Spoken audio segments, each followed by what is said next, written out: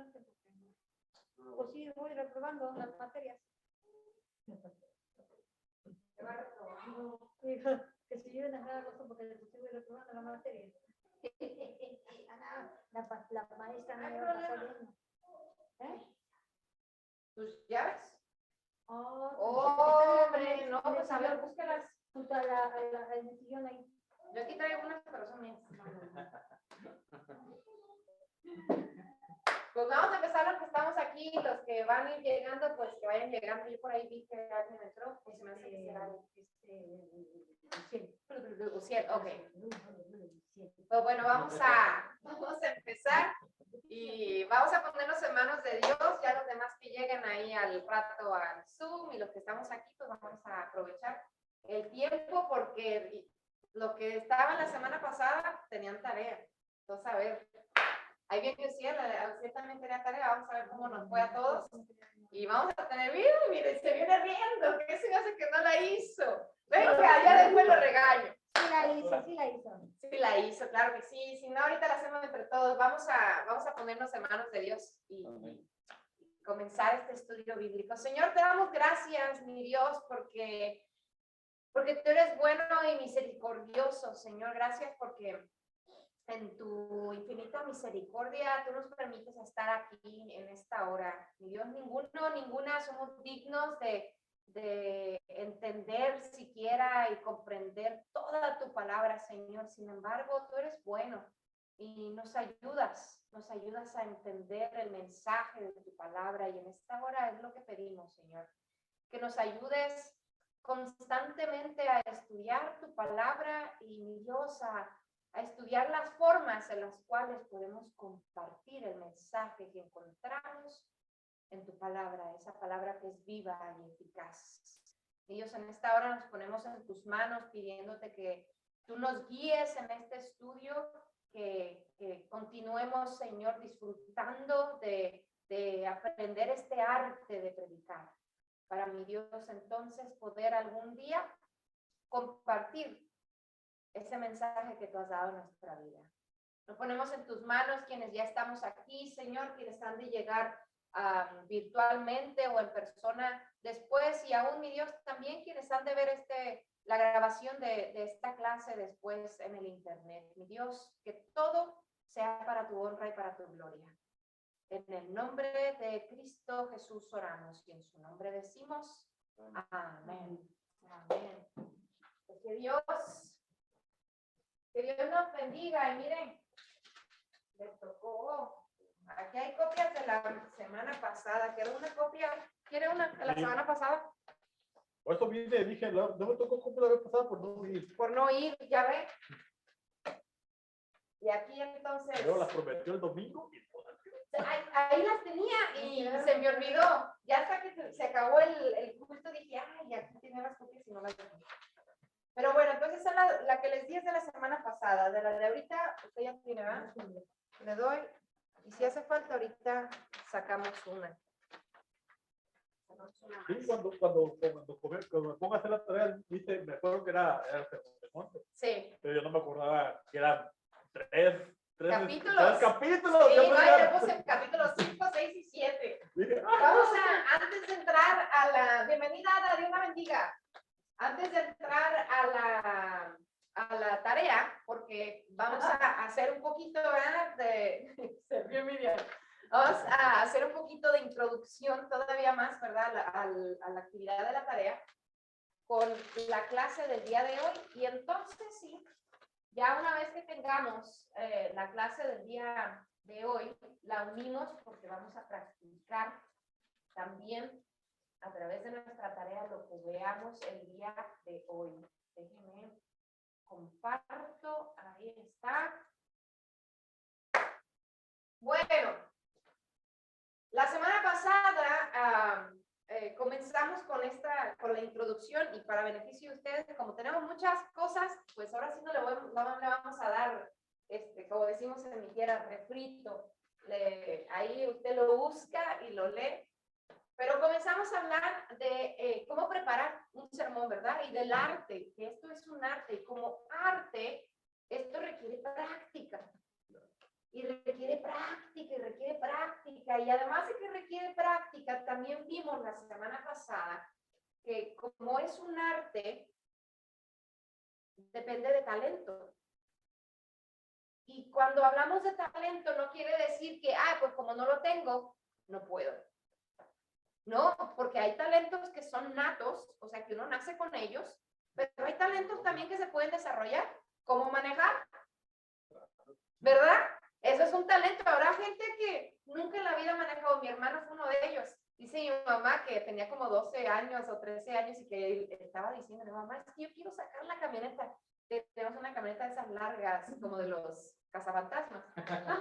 Y mi mamá le decía a mi hermano, no, que está muy chiquito. Total que un día dice mi mamá, que nomás lo vio, que apenas si podía, porque era grandota, que apenas si podía asomarse y y le decía así, mire, nadie le enseñó, nadie le dijo cómo, y pudo, solito pudo. Pero como es un talento, habrá personas que se les da predicar, y hay personas que se les da predicar y usted le da un versículo o le da una historia que no tiene nada que ver con la Biblia e inmediatamente de esa historia piensa en un texto de la Biblia y rapidito le hace un sermón. Habrá personas como usted y como yo que hemos tenido que aprender o que estamos aprendiendo porque yo le contaba la primera vez que yo prediqué, mire, me dejé yo creo las manos pegadas en el púlpito de todo el sudor que prediqué allá en México en el púlpito.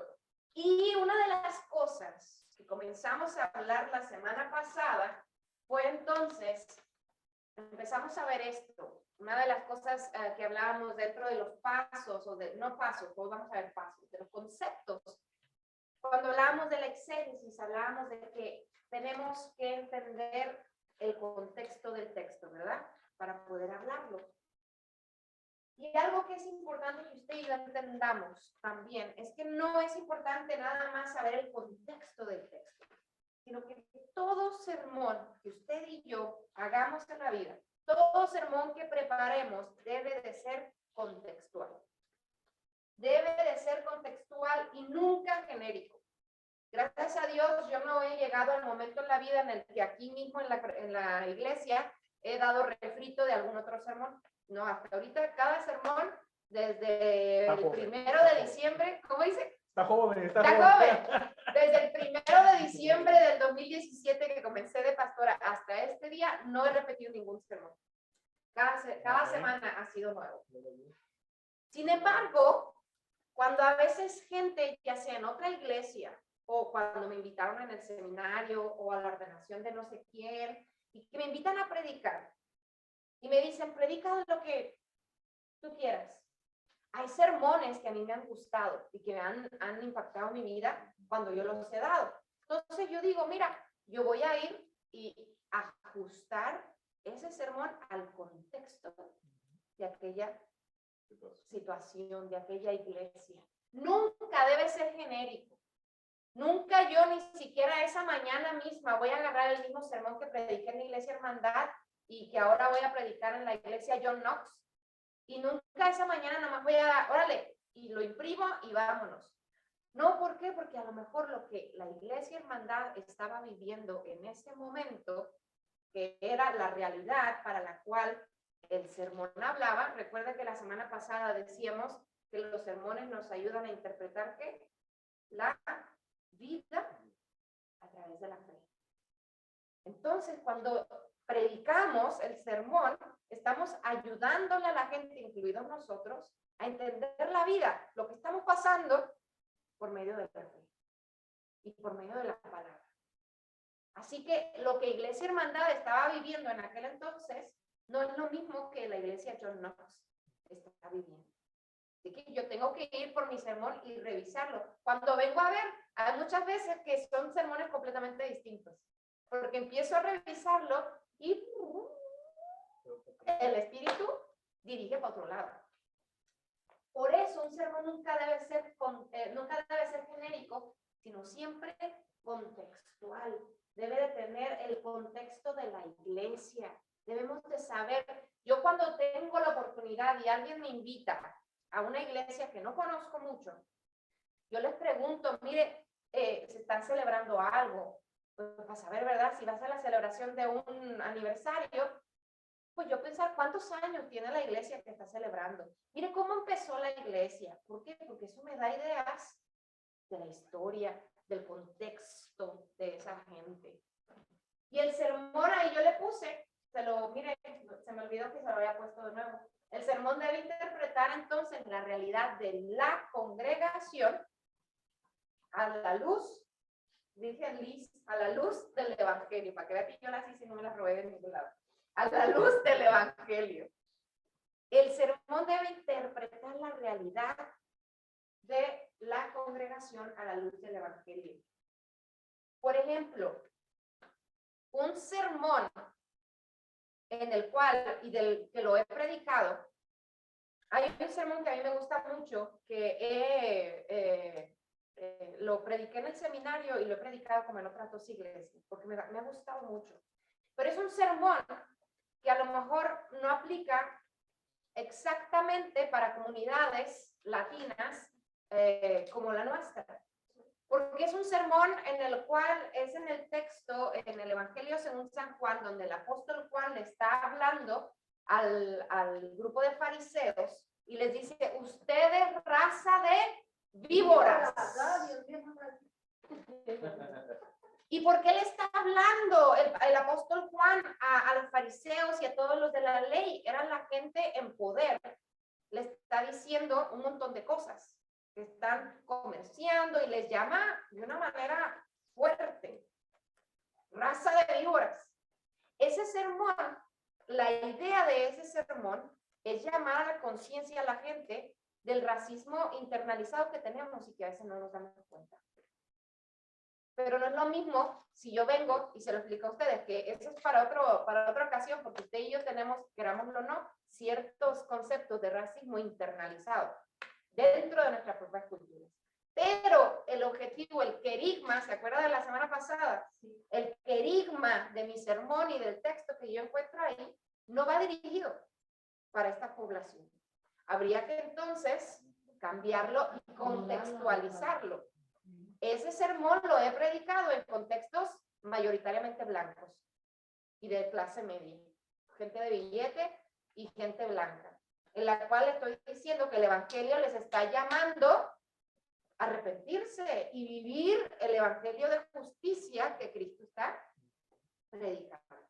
¿Se da cuenta? Si un día yo llego y le estoy diciendo a ustedes... Y que lo predicó en el sermón del monte. Y que lo predicó en el sermón del monte. Y si un día yo llego y les empiezo a decir a ustedes, eso, sí, hipócritas y familia de víboras y no sé qué, ustedes se van a quedar. ¿Por qué? Porque dentro de ese sermón yo hablo de migración y hablo de cómo somos selectivos, ¿verdad? A lo mejor de ahí yo me pudiera agarrando porque hablo de cómo somos selectivos en nuestra justicia, en lo que creemos que es justo y lo que no es justo, las leyes que sí seguimos y las leyes que no seguimos, lo que nos conviene. Y ahí entonces yo tengo que contextualizar.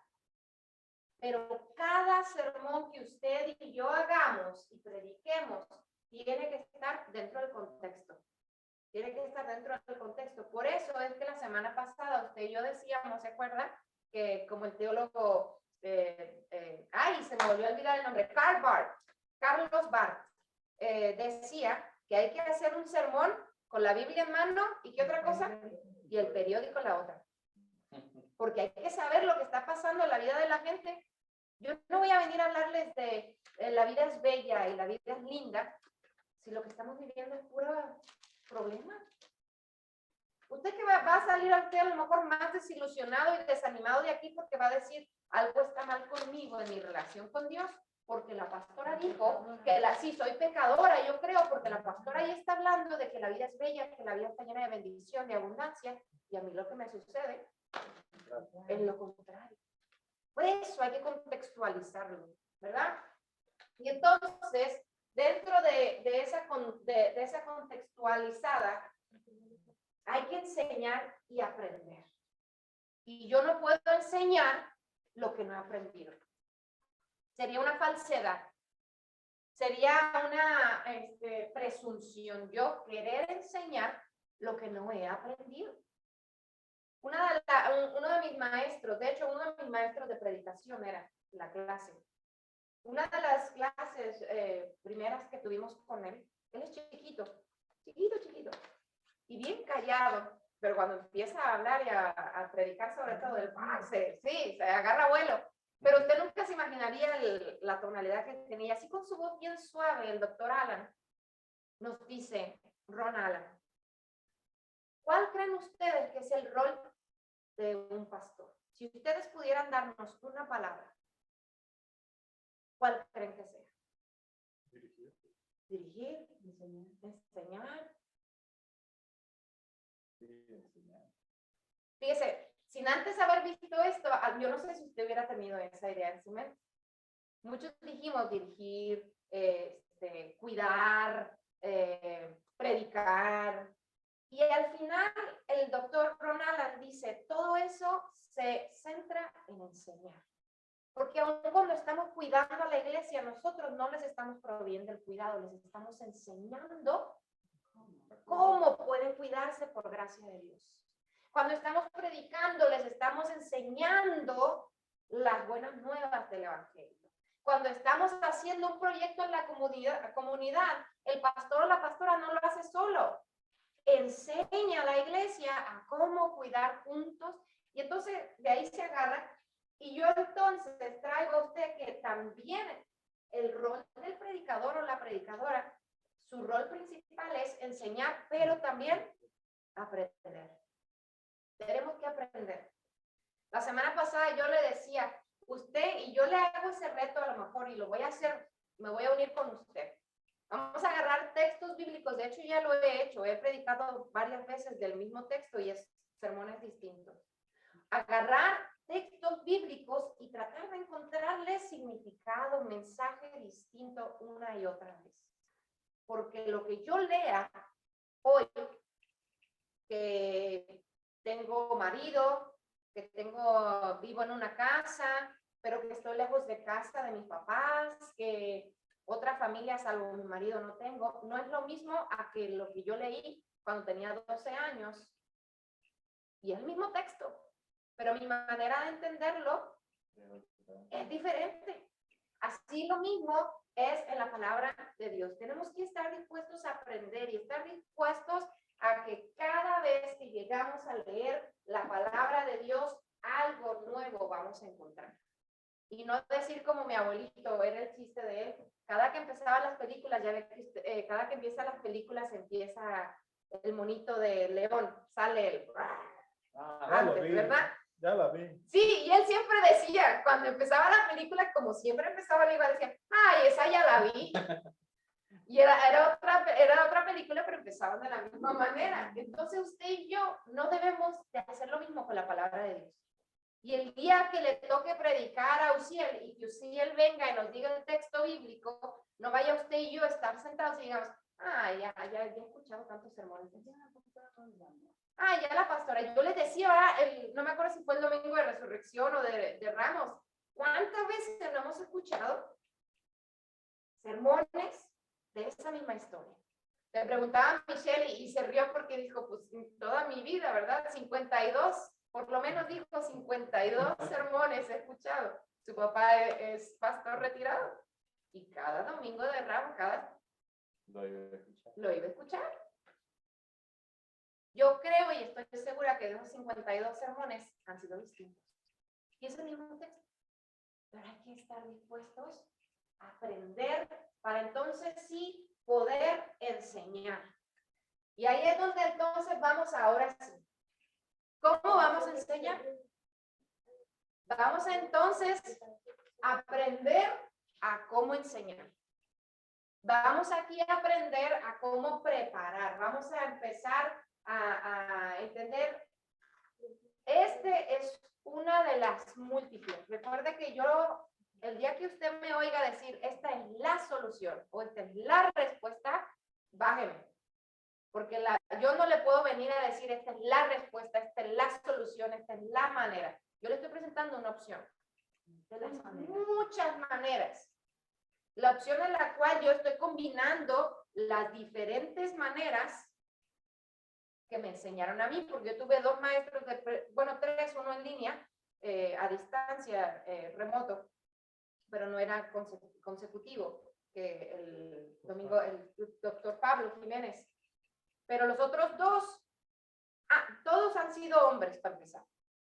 No ha habido una mujer. Entonces hay cosas que yo como mujer le pongo lo veo diferente y entonces le pongo mi estilo. Y los otros dos, uno es güero, el doctor Ron Allen, y el otro es afroamericano.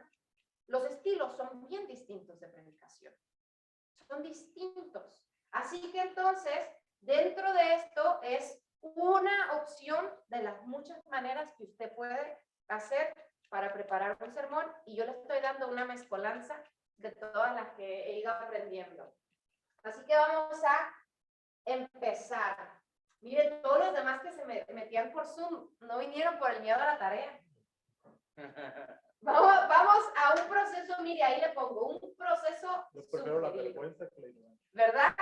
Pudo más, miren, nunca había oído esa, me gusta. Pudo más la vergüenza que la ignorancia. Vamos entonces a este proceso sugerido.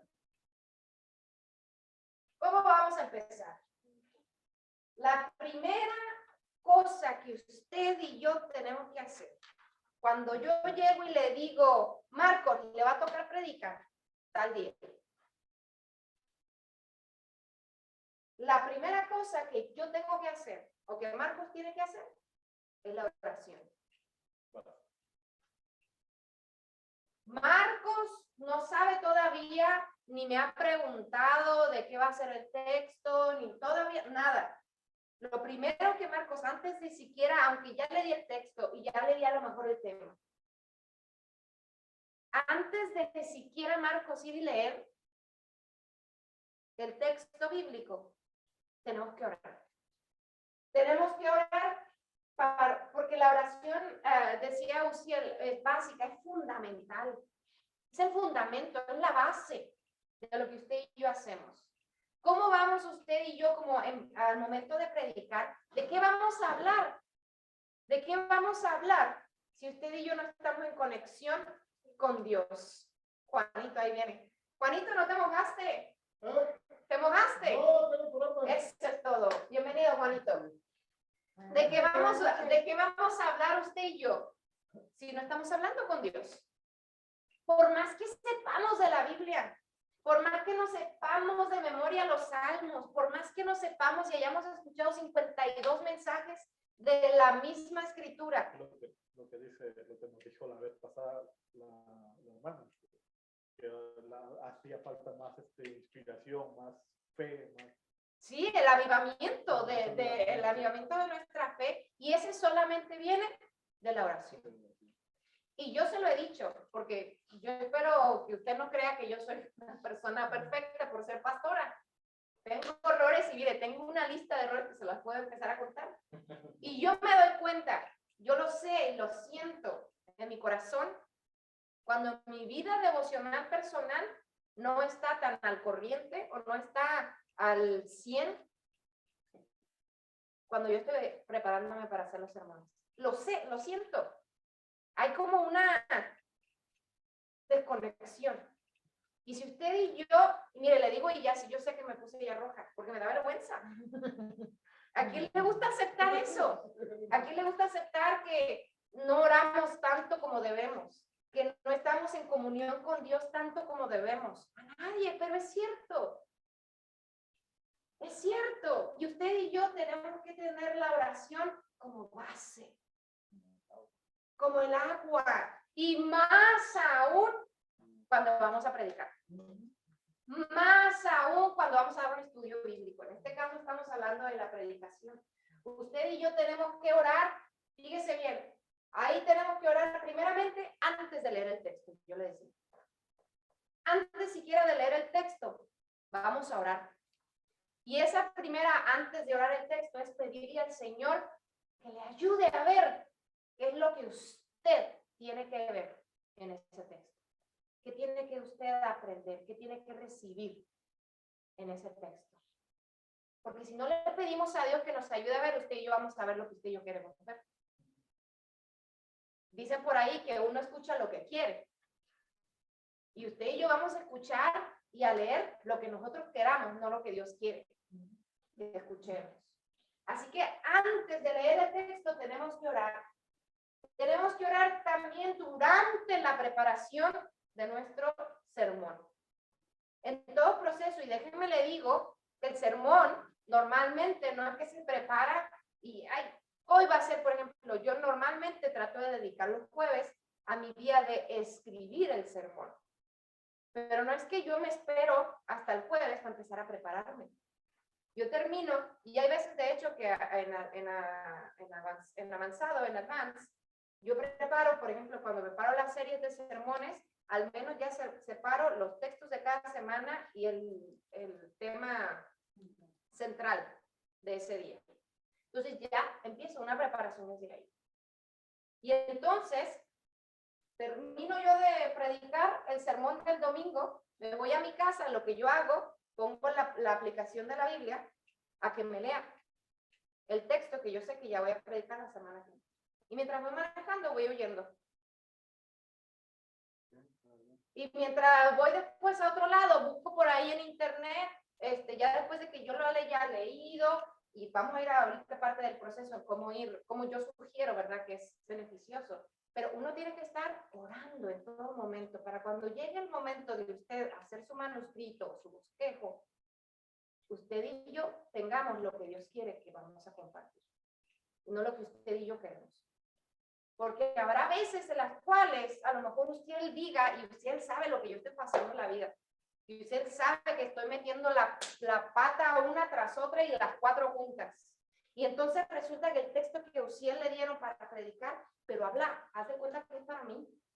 Y usted quiere darme aliento, más que regañarme desde el público. Dice, pero yo estoy pensando en la pastora Vera y le voy a hablar esa palabra. Y eso es lo que usted quiere. A lo mejor lo que Dios tiene para ese mensaje es para Juanito.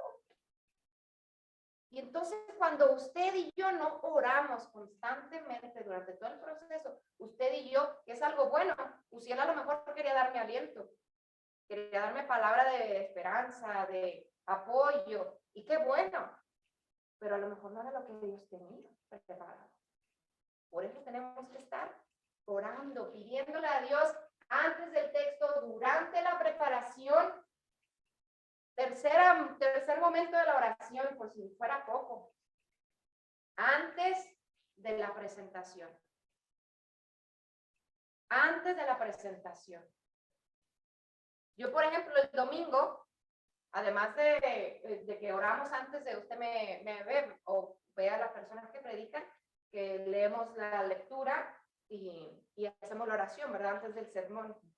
Pero aún el domingo, antes de que todos lleguen, yo llego, me siento y antes de que empiecen, pastora, ¿dónde está? Pastora, ¿qué se para? Antes de que empiecen a preguntarme que dónde están y que qué hacen y que todo, yo llego, cierro las puertas y con las luces apagadas, le digo al Señor, Señor, tú sabes, ya se preparó el manuscrito, ya está, pero el momento es tuyo.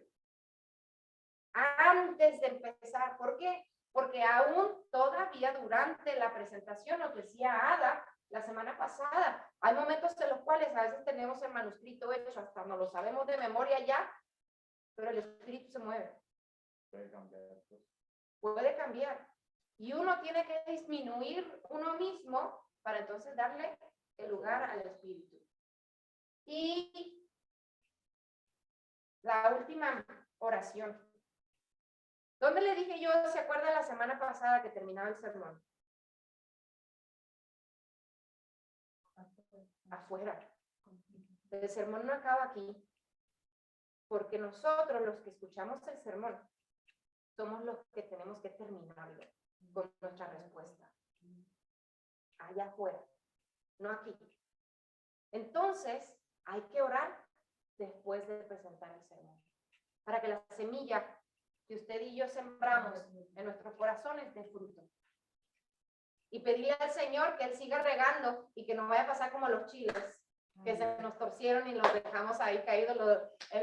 Le había traído unas semillitas de chile a Marcos, de las que yo crecí, y a los dos se nos deshicieron. A usted también. Que no nos pase como esas chiles, sino que las semillitas crezcan y crezcan fortalecidas para dar fruto. Así que en esas 4 maneras hay que orar.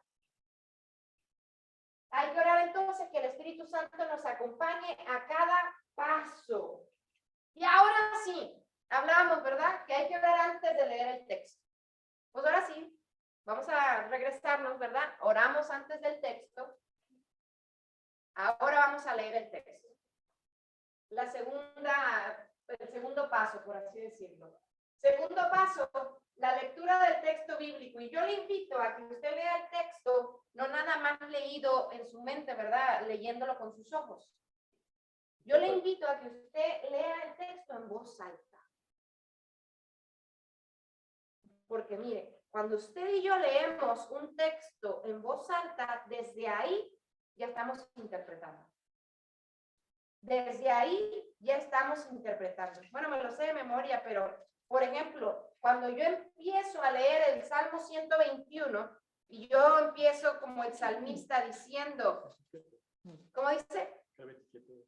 Ah, el 27, también me gusta el 27, pero el 121 me lo sé de memoria, pero, ay, esta es otra versión. Bueno, empieza diciendo el salmista, al contemplar las montañas me pregunto, ¿de dónde vendrá mi ayuda? Mi ayuda vendrá del Señor creador del cielo y de la tierra. Cuando usted y yo leemos en voz alta, estamos interpretando. Porque cuando yo leo y digo esa pregunta, ¿de dónde vendrá mi ayuda? Yo la puedo vender. ¿De dónde vendrá mi ayuda? Mi ayuda viene del Señor. ¿Qué estoy diciendo? Yo tengo que confianza. Estoy afirmando. Pero si lo leo y digo, ¿de dónde me vendrá mi ayuda? Pues mi ayuda vendrá del Señor, el creador del cielo y de la tierra. ¿Qué estoy diciendo? No, pues está lejos. Vendrá del Señor, pero Él es el creador del cielo y de la tierra. Yo soy tan chiquito. Entonces, cuando usted y yo leemos la palabra, ¿es la misma de usted? Sí. Cuando usted y yo le estamos leyendo la palabra, usted y yo estamos ya interpretando. Y eso nos va a ayudar para después el siguiente paso. Pero entonces, ahorita lo mismo que nos pasa con las versiones, yo le invito a que lea distintas versiones, porque hay una versión antigua, la versión con la que yo crecí, que no tiene pregunta. ¿De dónde vendrá mi socorro? Sí, ¿de dónde vendrá mi socorro? Y ahí entonces dice, será, ¿de dónde vendrá mi socorro? ¿De dónde vendrá mi socorro?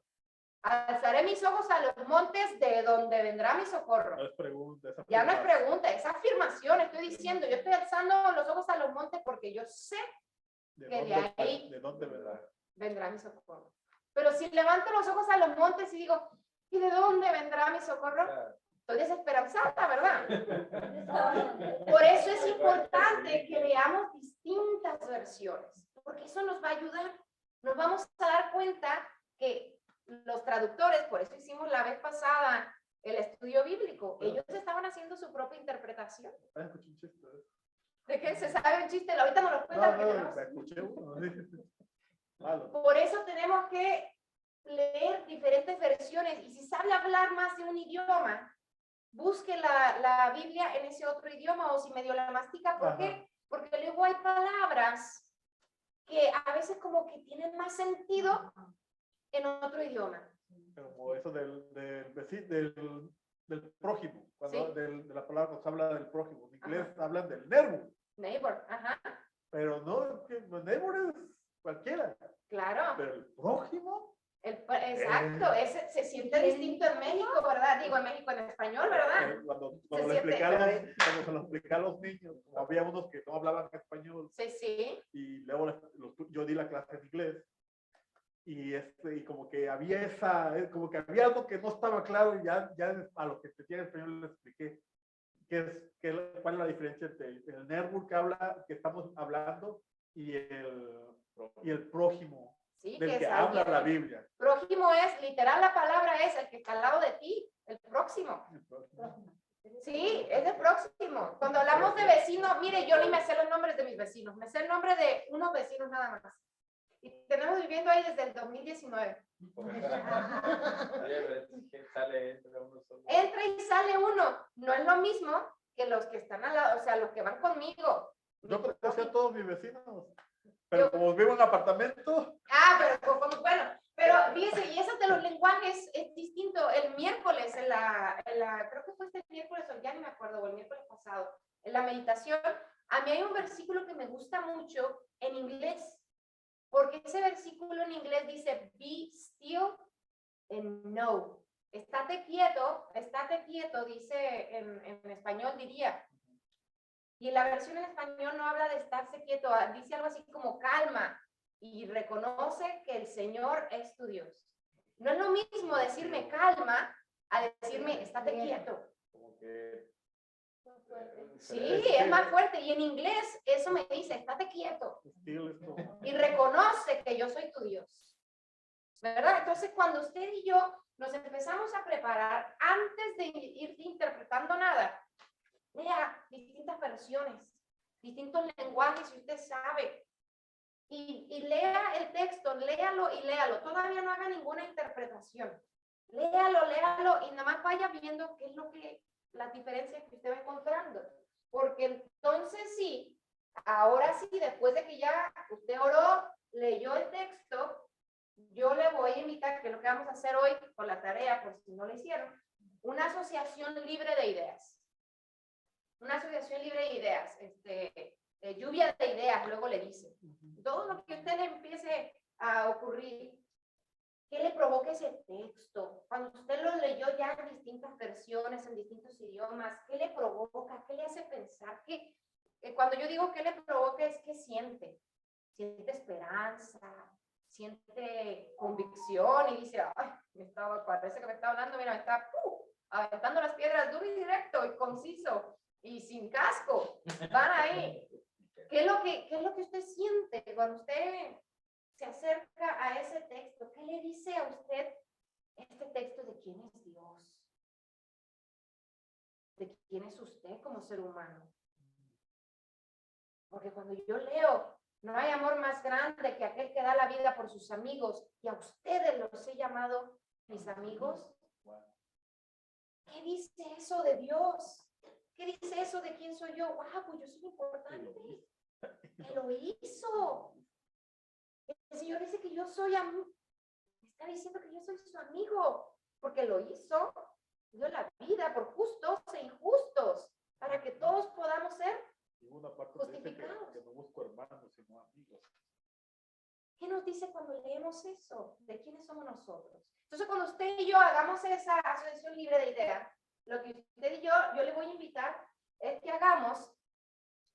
busque lo que usted crea que es el querigma. Recuérdale a Marcos y a Sandra, ¿qué es el querigma?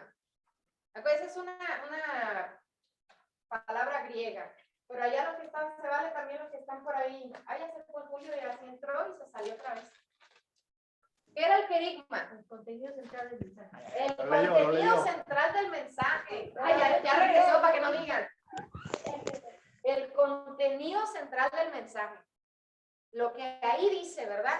Entonces, por ejemplo, de ese texto bíblico, no hay amor más grande que el que da la vida por sus amigos, y a ustedes les he llamado mis amigos. ¿Cuál sería el que usted dijera? Yo creo que esto es lo que este texto a mí, esta es la base del texto. ¿Qué diría ahí para usted? El amor. El amor, ok. El amor que Dios tiene. Amor de Dios. Entonces, ¿esa fui yo? No, No, es mi tonto teléfono. Entonces, no se preocupe. Entonces usted y yo decimos, ok, el amor de Dios. Empiece a escribir todo lo que se le venga a la mente, y yo puse aquí en mis notas ideas. ¿Qué ideas viene usted del amor de Dios? ¿Cuándo lo he sentido? ¿Cuándo no lo he sentido? ¿Qué imágenes vienen a mi mente? ¿Verdad? Usted lo vaya leyendo porque si no me voy a ir cansando. ¿Qué imágenes vienen a mi mente? Todo eso póngalo usted en su asociación de ideas, imágenes, emociones. ¿Qué siento? ¿Qué siento cuando yo pienso en el amor de Dios? ¿Qué me hace sentir en mi cuerpo, en mi corazón? ¿Cuáles han sido, yo le decía, verdad, mis experiencias, tanto positivas como que sean negativas? ¿Cuándo yo me he sentido el amor más cerca. Ahorita todavía no estamos en el texto. Ya aquí se quedó el texto. Acá estamos haciendo usted y yo asociación de ideas. Puras ideas que vengan a mi mente. ¿Por qué? Porque todo esto le va a ayudar a la hora de hacer el sermón. ¿Qué experiencias, tanto positivas como negativas, yo tengo? A lo mejor de esas experiencias yo puedo recordar memorias. Luego yo en mis sermones les hablo de mi abuelito, de mis papás, de mis amigos. ¿Qué me hace pensar, verdad? ¿Qué memorias me recuerda? ¿Qué imágenes ya le puse ahí? A lo mejor, ¿qué personas vienen a mi mente? Yo siempre que pienso en el amor de Dios, la primera persona que viene a mi mente es mi abuelo. Yo no he conocido, y yo no sé si conoceré una persona que para mí haya personificado el amor de Dios. Ese hombre era puro corazón. Y entonces, ¿qué imágenes vienen a mi mente? A lo mejor vienen corazones, a lo mejor viene la cruz, a lo mejor viene, no sé qué otras imágenes, a lo mejor mi abuelo, no sé. A lo mejor personas que usted diga, ay, de pronto hace años que yo no me acordaba de Uciel.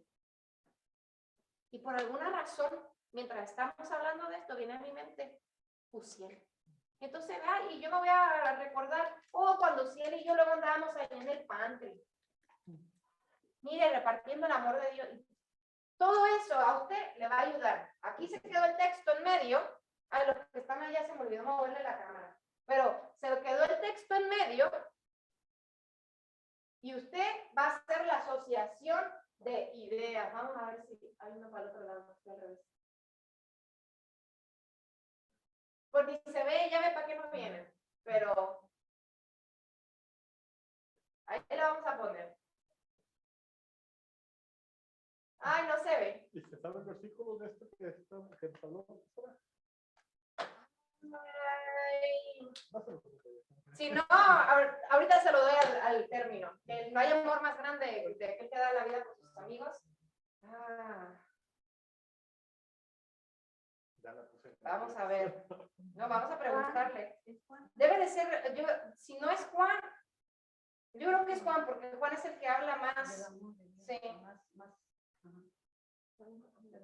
Que da la vida por sus amigos. Juan 15. Juan 15, sí. Juan 15 del 13 al 17. Entonces usted va a hacer la asociación libre de ideas.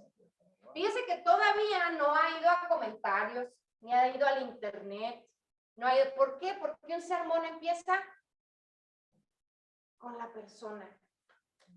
Porque el sermón primero nos predica a nosotros.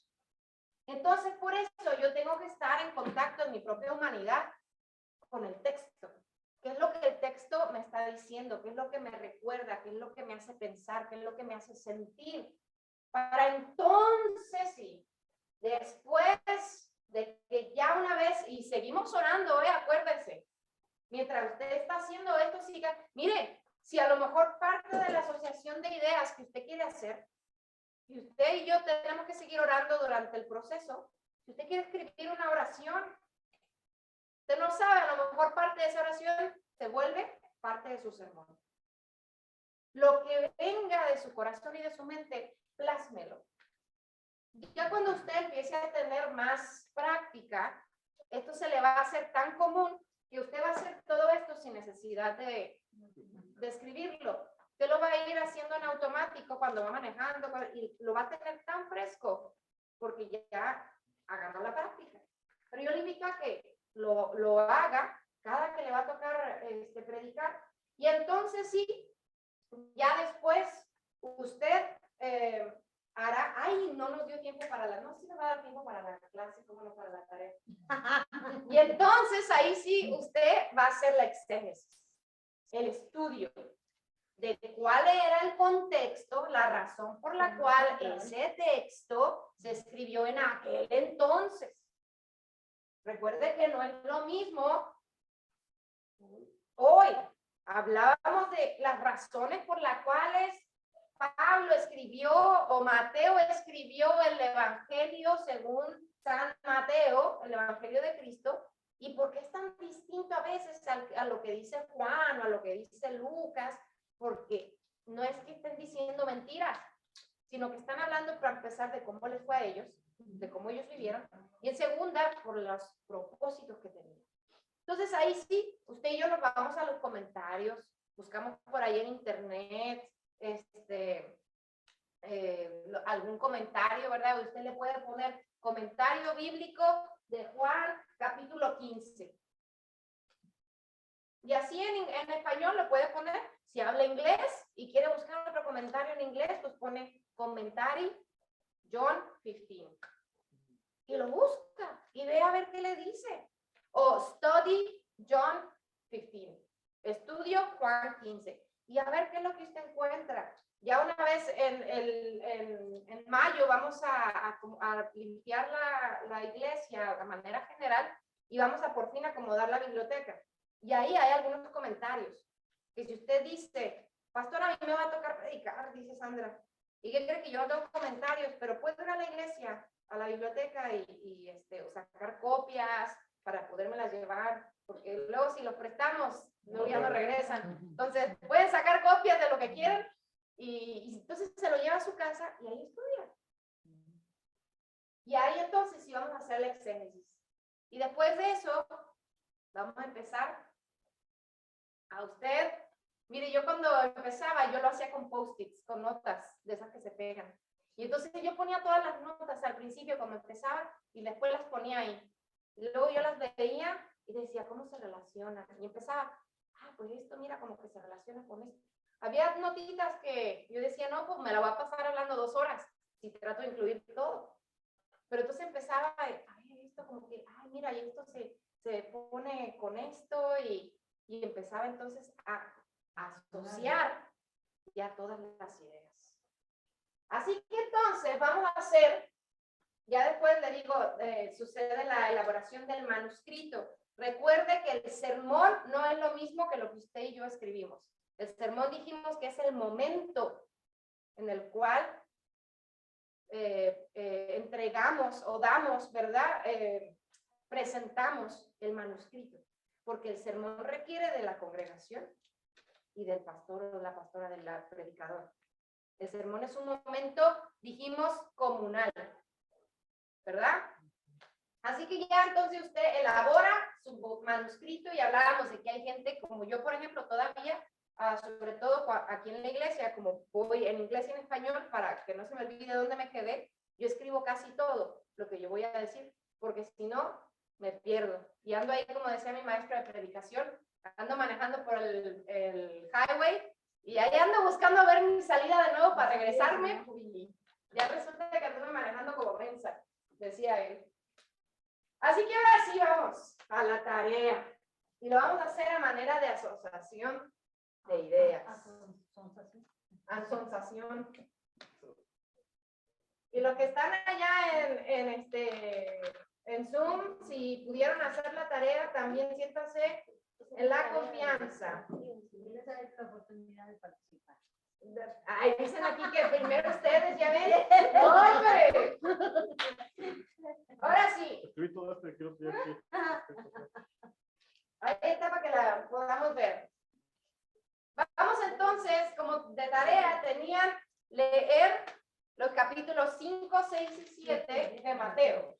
Capítulos 5, 6 y 7 de Mateo, los cuales se conocen en el Evangelio según San Mateo como el Sermón del Monte. El primer sermón, de acuerdo a Mateo, que Jesús dio. Fue su sermón de debut.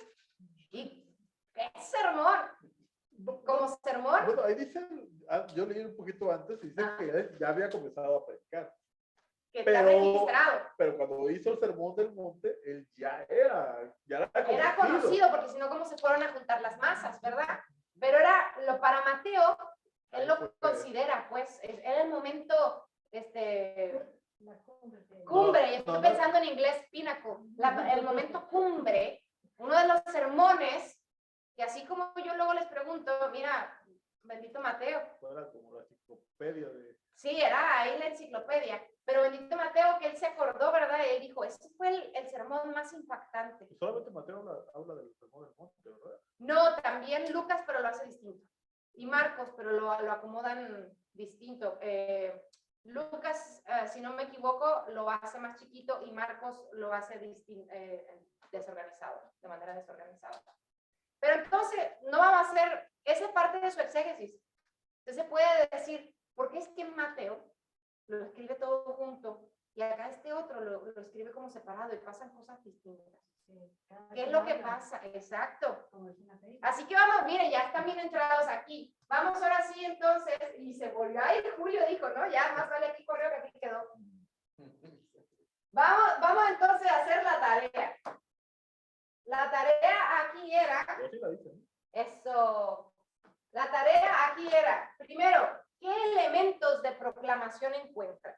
O sea, ¿cómo se está proclamando? ¿En qué manera se está proclamando el mensaje del Evangelio? De buenas nuevas, o sea, el gozo,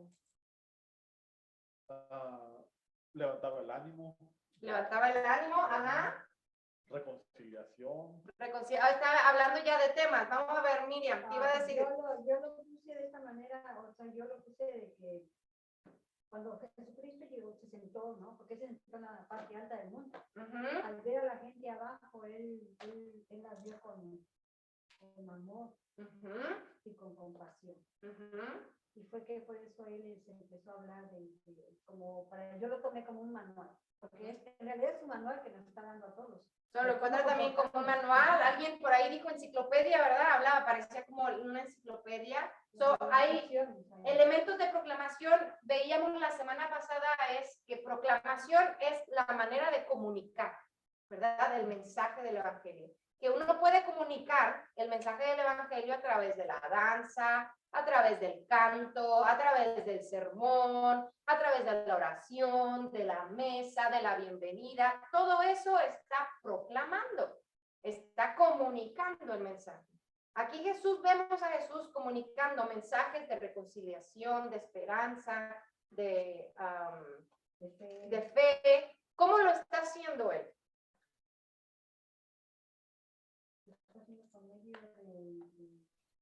Está interpretando diferentes mandatos de la ley. Está interpretando, está haciendo uso de lo que ellos saben. ¿Se acuerdan? El sermón debe tener contexto. Jesús sabía, como buen judío, sabía él de la ley y sabía que algunos de los que estaban ahí en algún momento debieron de haber hecho su bar mitzvah, como le llaman, ¿no? O sea, debieron de haber tenido que pasar por aprenderse la ley y los profetas cuando eran chiquitos. Y Jesús sabía que ellos sabían. Por eso dentro del Sermón del Monte en algunos momentos dice, y habéis escuchado que dijo, mas yo les digo. Habéis escuchado que está escrito, mas yo les digo. Jesús estaba interpretando y Jesús estaba interpretando, haciendo esta proclamación, sí, a manera sermónica, pero estaba traduciendo, él estaba interpretando la realidad de la gente. Y vamos antes de ir, bueno, junto, ¿verdad? Del querigma, el contenido quizás central, pero ¿por qué está predicando Jesús lo que está predicando? ¿Por qué será que Jesús está hablando de bienaventurados los pobres, de bienaventurados los que son perseguidos,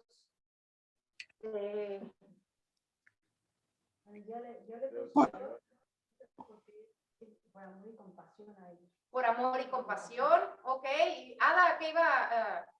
Porque en ese momento los que estaban escuchando el mensaje era gente pobre, era el pueblo, era una muchedumbre o sea, que era el pueblo, la gente pobre que no eran los que estaban siempre en las sinagogas con los fariseos interpretando la ley, era la gente del pueblo, y entonces él estaba dando esa interpretación y estaba hablándole de los pobres sobre benevolencia, sobre bendiciones que les daba a ellos. O sea, era la gente pobre la que estaba escuchando en ese momento. La gente pobre. La gente pobre era la que estaba escuchando, porque los ricos ¿Qué iban a andar a pie ahí? No, hay No, nada. hombre, estaban allá, no, bueno, no había aire acondicionado, pero si hubiera sido hoy en día, ¿qué van a andar ahí en la protesta? No, hoy están viéndose las noticias ahí en el aire acondicionado y no se molestan. Pero la gente, Jesús sabía la realidad de la gente. Iba a decir algo, Sandra. Ajá, que sabía cómo todas las necesidades de todos. Sabía las necesidades y le digo yo una cosa, yo creo que porque las había experimentado también. Dice la misma palabra que no tuvo ni siquiera dónde recostar la cabeza. Mire, no tuvo ni tumba. Ahí en México decimos no tiene ni dónde caerse muerto, como Jesús. Ese no tuvo ni dónde caerse muerto porque la misma tumba se la prestaron. No era de él. La tumba no era de él, era de un discípulo rico que lo seguía del ejército, pero cuando hubo necesidad, él dijo, ahí está mi tumba. A mi maestro no lo van a enterrar ahí nada más en la fosa común. Ahí está mi tumba. Y nuevecita, nadie la había usado.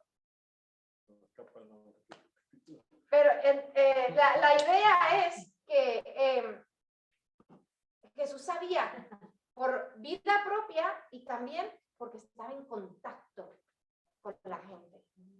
Estaba en contacto con la gente. ¿Y por qué predica entonces Jesús lo que predica? Porque esa gente creía que ya no había otra opción. No tenía, él predicaba una esperanza, la esperanza que ellos estaban buscando. Al saberse que somos pobres y que no tenemos otra, solamente los ricos porque van a la iglesia, porque aprenden la Biblia, porque tenían escuelas, los pobres no tenían esperanza, entonces fue el propósito, fue uno de los propósitos de Dios, acercar a las personas que se sentían alejadas de Dios, pero que no lo estaban, recordarles que, por eso comenzó levantándoles el ánimo, recordándoles que con las buenas nuevas. De acuerdo a Mateo, ¿cuál es el nombre de Jesús? No era Joshua, o sea, Yeshua, Jesús. ¿Cuál era el nombre de Jesús, de acuerdo a Mateo? No. ¿Qué le dice el ángel a María? Y llamará su nombre Emmanuel. ¿Y qué significa Emmanuel? Dios con nosotros. Porque entonces Jesús estaba queriéndole hacer entender a la gente que Dios no era el imperio romano, no era el César de los denarios que estaban ahí. Dios era un Dios omnipotente, lleno de esperanza, de compasión, de misericordia, que vivía y sabía de las necesidades de su pueblo. Y por eso les hablaba de esa manera, porque la gente ya estaba desilusionada, desesperanzada, y ya no querían saber nada más de Dios, porque resulta que el imperio había cooptado el lenguaje religioso, había hecho mancuerna con los fariseos, y estaban vendiendo la idea de un Dios que había que pagar otra vez cosas, que había que ser de la alta sociedad para poder acceder. Y Jesús entonces, por eso es que predica. Entonces, ¿cuál sería el contenido central? ¿Cuál sería el querigma? Yo sé que son 3 capítulos, pero si usted pudiera, así como dijimos de ese versículo, el amor de Dios, ¿qué pudiera usted decir de esos 3 capítulos? Recobrarle la conexión Dios y pueblo. Recobrar la conexión Dios y pueblo. ¿Usted qué diría? Compasión y amor. Ese es el querigma. Ok. ¿Qué creen ustedes que sería? Puede haber otro. No sé si Ada tenga alguno otro o aunque no haya. ¿Cuál sería el? Darle la esperanza que ya no tenían. Esperanza puede ser el contenido central de esos 3 capítulos también. Todo lo que han dicho está bien, Sandra. También dice, dichosos los que tenían sed de justicia. La justicia puede ser otro querigma, sí, de esos 3, porque cuando usted sigue leyendo los capítulos, todo eso puede aplicar. Todo eso puede aplicar.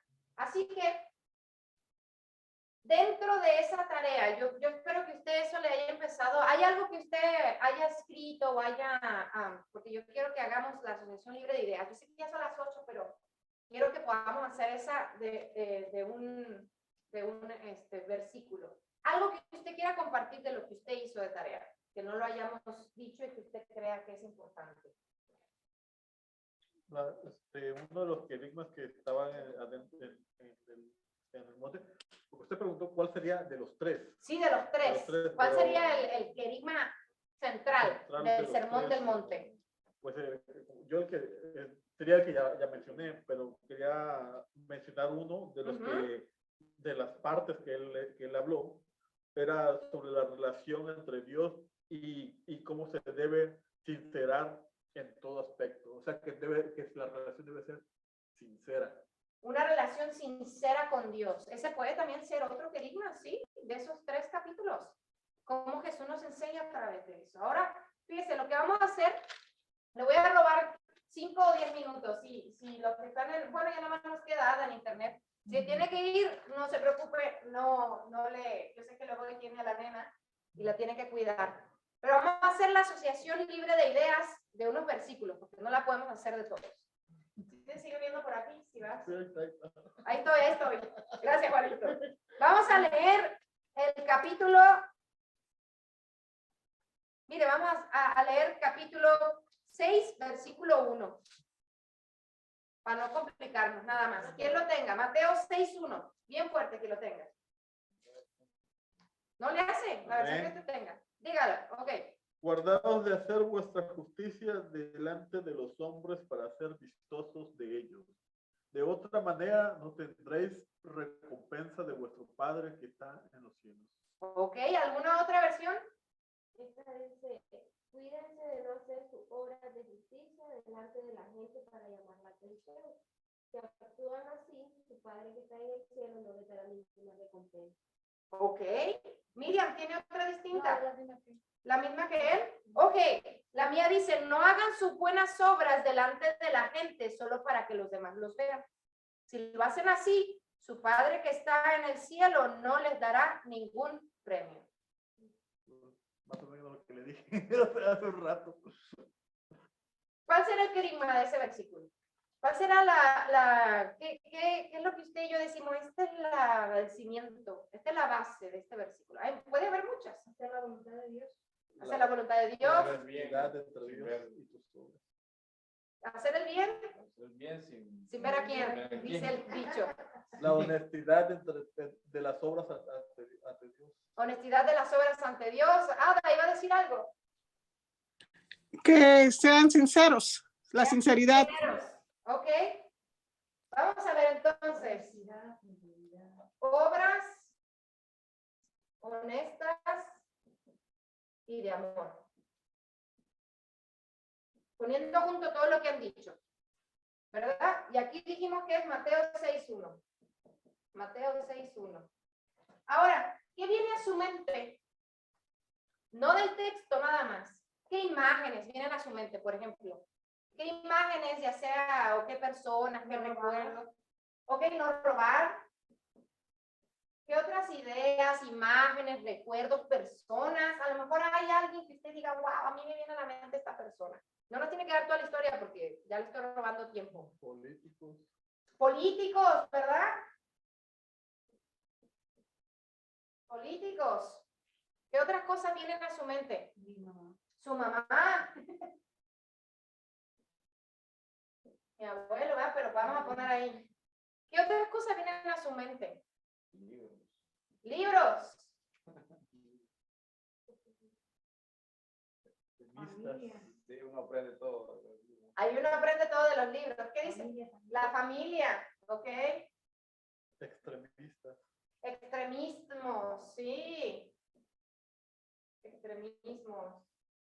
Todos los extremos, ¿verdad? Dijo prestamistas, ¿no? Extremistas.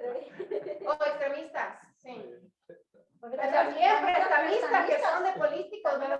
prestamistas, pero a veces pasan Prestamistas. a razón de interés. A mí viene a mi mente vanagloria, usted sabe, Orgullo. orgullo, sí. Alguna quizá, Mentir. ¿qué emociones, qué emoción siente usted cuando hablamos de obras honestas y de amor? Alegría. Alegría, Gratitud. alegría, gratitud.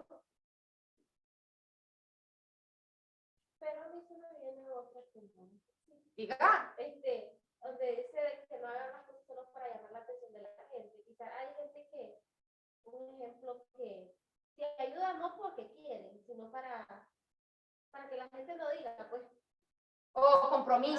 compromiso, ¿verdad? Sí, sí. ¿Sí?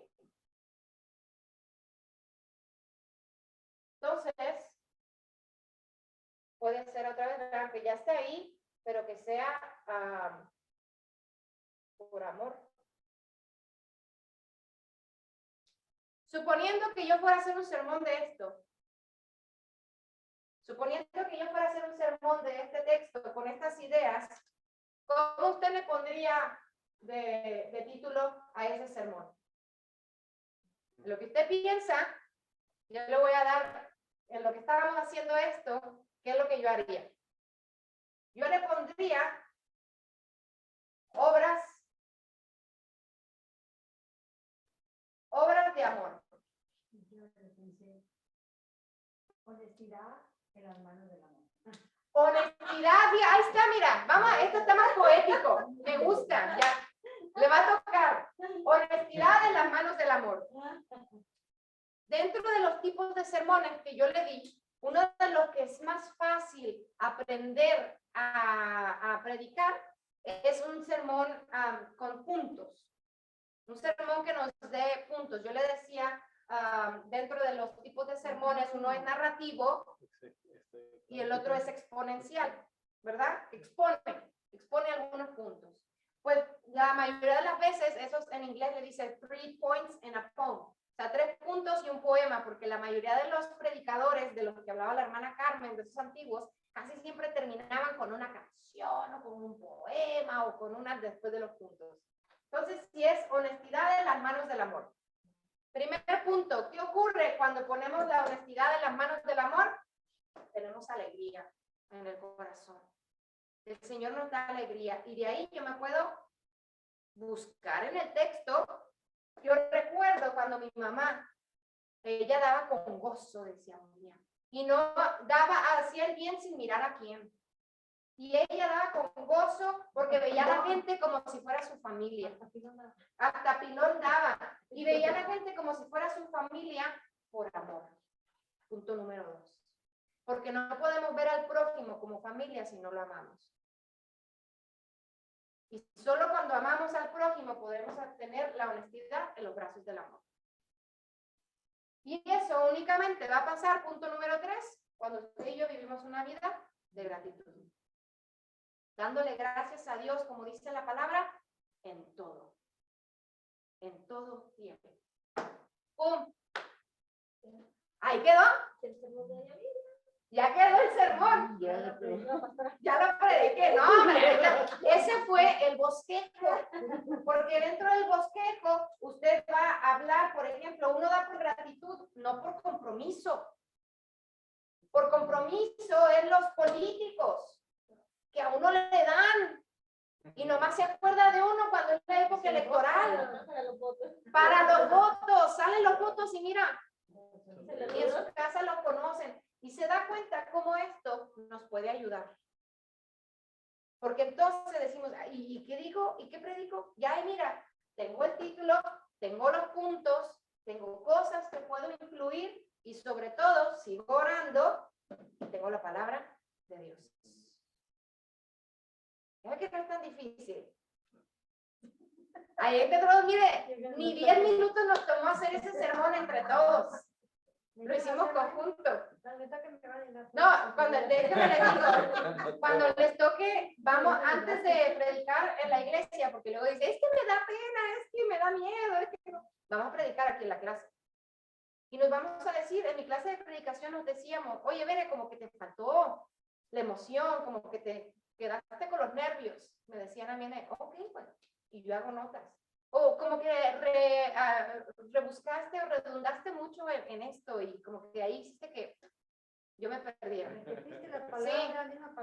Y la historia que contaste de tu mamá cuando ayudaba a la gente me distrajo y ya después me perdí.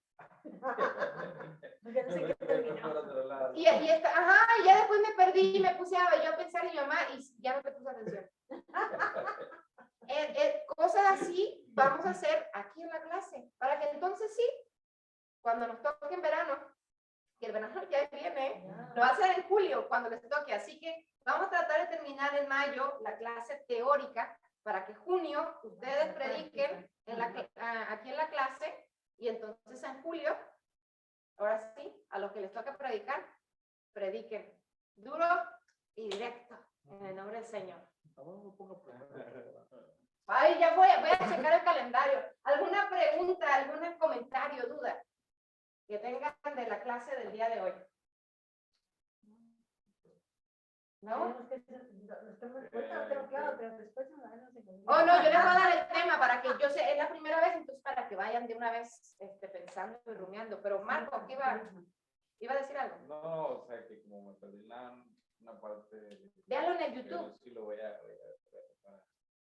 Para hilarlo. rellenar todo. Sí, y ahí tienen las notas. Sí. Pero sí, está en YouTube. Le mando el link si quiere. Bueno, tengo el teléfono de Sandra. Se lo mando a Sandra para que lo vea. Pues vamos a terminar y ponernos en manos de Dios. Pedirle al Señor que nos bendiga y que nos bendiga el regreso a nuestros hogares y nos siga bendiciendo. Pedir por los judíos, que es el día del holocausto. Recordar, sí, recordar a los 6 millones. 6 millones de judíos que Por el pueblo de hoy, más que por el de ellos. sufrieron la pérdida, ¿verdad? Durante el holocausto en la guerra.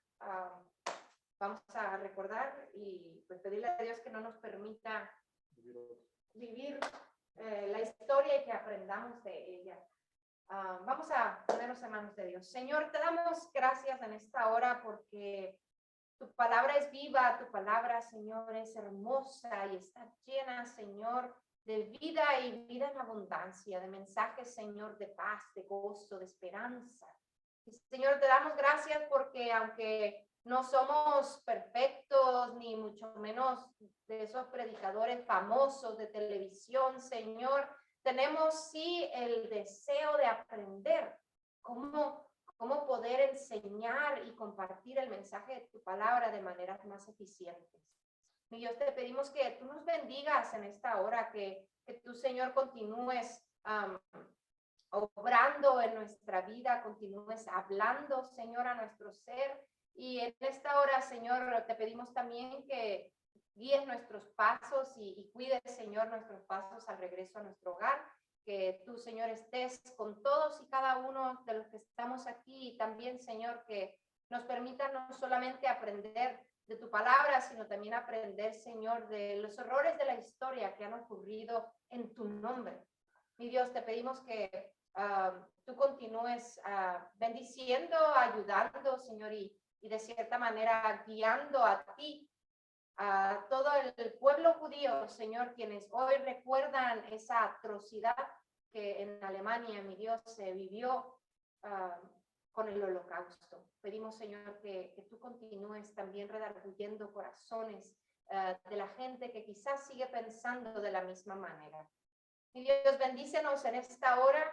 Cuídanos, Señor, llévanos de regreso a nuestro hogar. Pedimos, Señor, bendición para nuestra hermana Ada, su salud, Señor, su niveles de azúcar, Señor, y continúa tú obrando en ella y a través también de ella, mi Dios. Bendecimos tu nombre en todo y por todo, Señor, en el nombre de Cristo Jesús. Amén. Que el Señor le bendiga a usted y a Ada. Le vamos a decir a Julio que por qué se fue. Se la vamos a cobrar. Le dio miedo.